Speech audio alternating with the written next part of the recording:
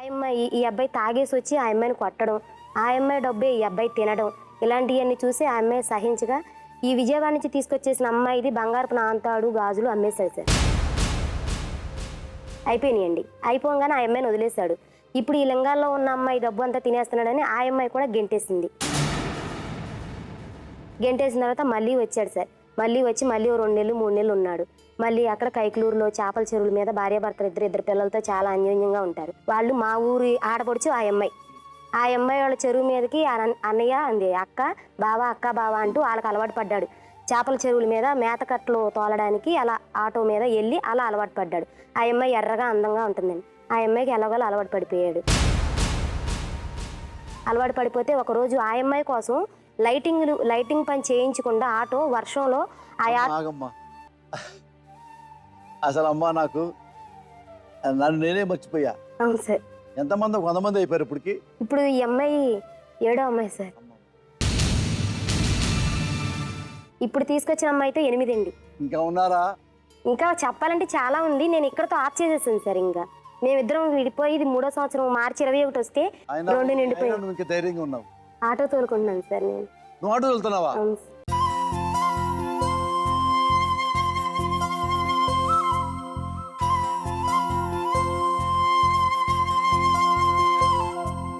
నేను auto driving చేస్తున్నాను sir. ఇంకా నేను ఉన్నా ఇంకా చెప్పడం అనవసరం సార్. ఇప్పుడు ఆ అమ్మాయి కోసం ఆ అమ్మాయి కోసం వర్షంలో వెళ్తూ ఒక అబ్బాయిని కూడా గుద్దేశాడండి ఆటో.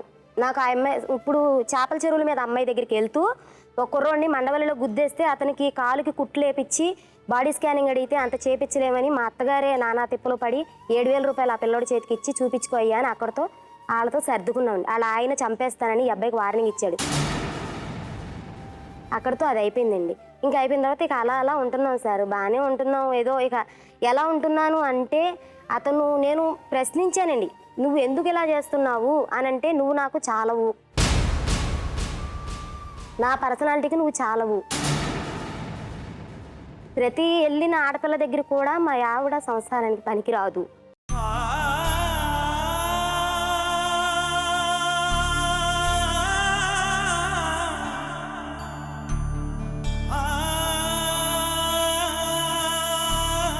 అది నా హైట్కి సరిపోదు, అందుకే నాకు అదంటే ఇష్టం లేదు.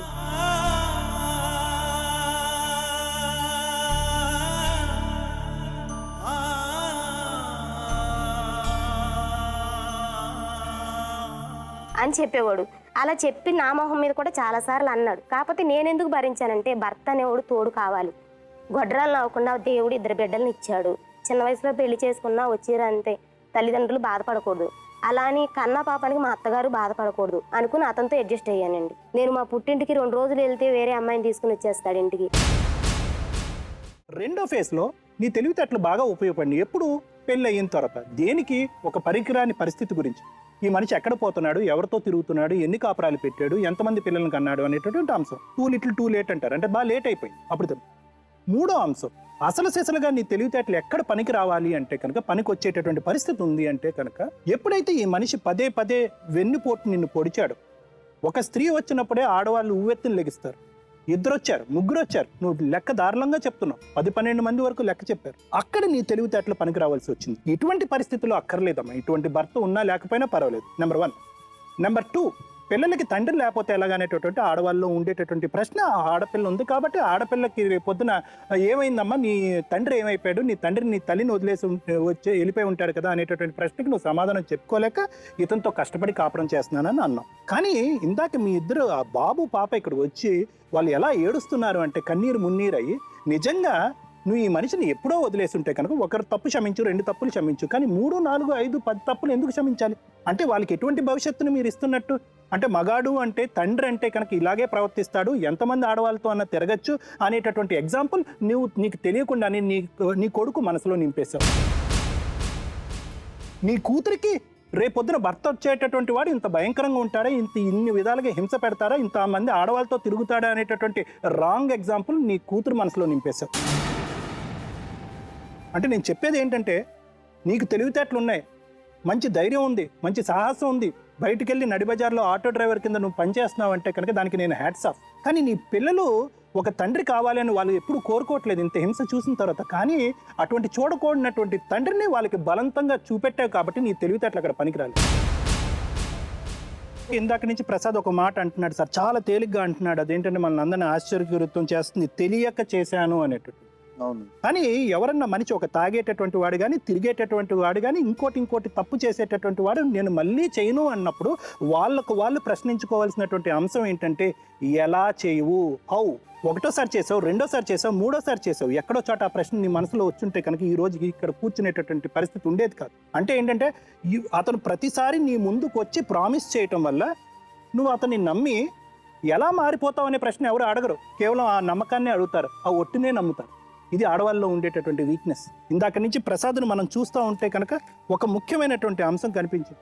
ఇతని ఆలోచనలో ఇప్పుడు సెక్స్ పరమైనటువంటి కోరిక, అంటే కామం అనేటటువంటి కోరిక, దాన్ని ఒకసారి ఒక ఆడదాంతో ఉంటే కనుక ఒకదానిలా ఉంటుంది, ఇంకో ఆడదాంతో ఇంకోలా ఉంటుంది, 10-12 మంది ఆడవాళ్ళతో ఉంటే కనుక దాన్ని సెక్స్ ఎడిక్షన్ అంటారు. అంటే అది ఒక వ్యసనం లాంటిది. ఈరోజు నేను మారుతాను అనేటటువంటి అతని మాటలో అంటే ఏంటంటే ఆలోచనని నేను తొక్కేస్తాను అనేటటువంటిది. ఒక మనిషి ఆలోచనని డైవర్ట్ చేయగలడు కానీ తొక్కలేడు. తొక్కితే కనుక ఏమవుతుందంటే 1 సంవత్సరం తర్వాత ఒకే పట్టును 10 మంది ఆడవాళ్ళని తెచ్చుకుంటారు.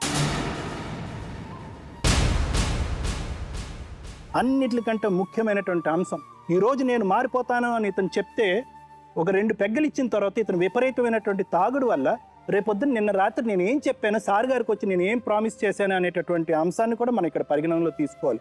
ఇతడు తాగుడుకు కూడా బానిసయ్యాడు సార్. కాబట్టి ఇతను ఇచ్చేటటువంటి వాగ్దానం కానీ, ఇతను ఇచ్చేటటువంటి మాట మీద ఎటువంటి నిలకడతనం అన్నది లేదు. అది కంప్లీట్గా ఇన్ఫ్లుయెన్షియల్.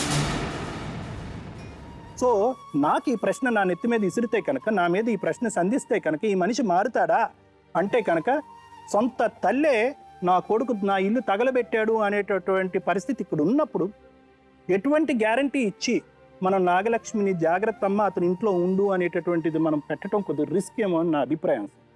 అంటే పిల్లలు ఉన్నారు, పిల్లలు ఏడుస్తున్నారు, మాకు మా నాన్న వద్దు అని అంత కంటతడి, మా నాన్న కావాలి అని ఏడ్చేటటువంటి పిల్లల్ని చూసాం కానీ మా నాన్న వద్దు అని కంటతడి పెట్టేటటువంటి పిల్లలు మనం ఈరోజు చూసాం.